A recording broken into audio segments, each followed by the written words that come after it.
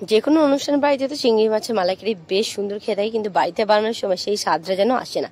আজ একবার অনুষ্ঠান বাড়ির মতন বানিয়েছিলাম চিংড়ি মাছের মালাইকারি। চিংড়ি মাছগুলো ভালো করে বেছে নিয়ে নুন হলুদ মাখিয়ে নিচ্ছি। আর একটা পাত্রে আমি তেল গরম করে নিয়েছি। সর্ষের তেলে গোটা রান্নাটা করা হবে। সর্ষের তেলটা খুব ভালো করে গরম হয়ে গেলে মাছগুলোকে ভেজে নিতে হবে। আর মাছগুলো কিন্তু চেষ্টা করবেন খুব বেশি না ভাজার, তাহলে কিন্তু মাছগুলো শক্ত হয়ে যাবে। মাছগুলো ছেড়ে দিলাম, তেলটা ভালোভাবে গরম হয়ে গেলে একটা পিঠ মাত্র 20 সেকেন্ড মতন ভাজতে হবে। খুব বেশি কিন্তু ভাজা একবারেই যাবে না। মাছটা ভাজা হয়ে গেলে আমি উল্টে দিলাম। হালকা ভেজে নিয়ে মাছটাকে তুলে নিতে হবে। আর মশলা করার জন্য অনুষ্ঠান বাড়িতে যে যে জিনিসগুলো দেয় সেইগুলো দেওয়ারই চেষ্টা করেছি, এতে স্বাদটা কিন্তু একবারে অনুষ্ঠান বাড়ির মতন আসে। মাছটা ভাজা কমপ্লিট হয়ে গেছে, মাছটা এবার তুলে নিচ্ছি।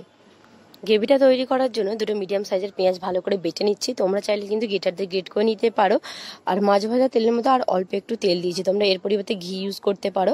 ফোড়নে গোটা গরম মশলা দিলাম। ফোড়নটা একটু হয়ে এলে এর মধ্যে বেটে রাখা পেঁয়াজটা দিয়ে দিলাম।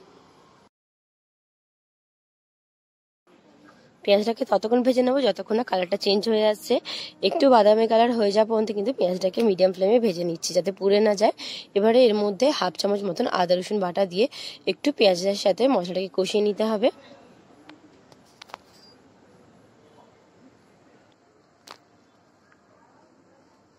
মশলাটা ভালো করে কষানো হয়ে গেলে গুঁড়ো মশলার মধ্যে এখানে লঙ্কা গুঁড়ো দিয়েছি, হলুদ গুঁড়ো 1/4 টিস্পুন দিয়েছি, জিরে গুঁড়ো আর ধনে গুঁড়ো 1/4 টিস্পুন করে দিয়ে দিয়েছি। আর অল্প একটু জল দিয়ে দিচ্ছি যাতে মশলাটা নিচে লেগে না যায়। এবারে ভালো করে মশলার সাথে কিন্তু আমাদের কষিয়ে নিতে হবে গুঁড়ো মশলাটাকে।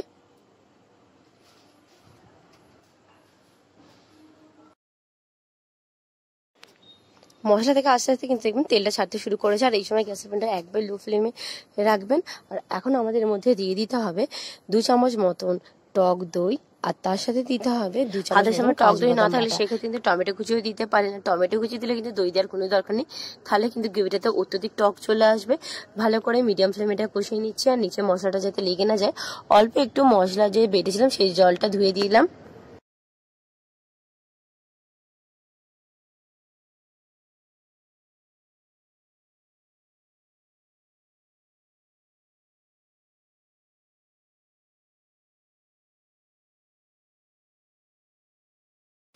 মশলাটা কষানোর পর দেখবেন তেল ছাড়তে শুরু করছে, তখন একটু নাড়াচাড়া করে এর মধ্যে দিতে হবে নারকেলের দুধ। গুঁড়ো কিন্তু নারকেলের দুধ পাওয়া যায় রেডিমেড দোকানে, সেটা দিতে পারেন। নইলে নারকেল থেকে কিন্তু অল্প একটু মিক্সিতে জল দিয়ে পেস্ট করলে কিন্তু নারকেলের দুধ খুব সহজেই কিন্তু আপনারা পেয়ে যাবেন। ছাঁকনিতে সেঁকে নিলেই হয়ে যাবে। আমি এখানে হাফ কাপের থেকে একটু বেশি দিলাম। ভালো করে নাড়াচাড়া করে মিশিয়ে নেওয়ার পর স্বাদ অনুযায়ী অল্প একটু নুন দিয়েছিলাম, দিয়ে দিয়েছিলাম অল্প একটু সামান্য চিনি টেস্টটা ব্যালেন্সের জন্য।